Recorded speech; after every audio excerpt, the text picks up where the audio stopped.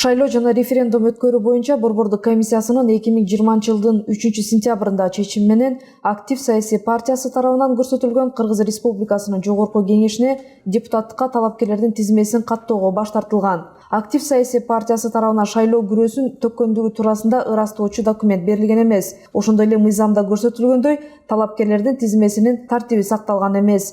Бул чечимге Актив саясий партиясы макул болбой, 2020 жылдын 5-сентябрында Бишкек шаарынын административдик сотуна кайрылган. Бишкек шаарынын административдик сотунун 2020 жылдын 7-сентябрындагы чечими менен Актив саясий партиясынын БШКнын 2020 жылдын 3-сентябрындагы чечимин жараксыз табуу туурасындагы арызы канааттандыруусуз калтырылган.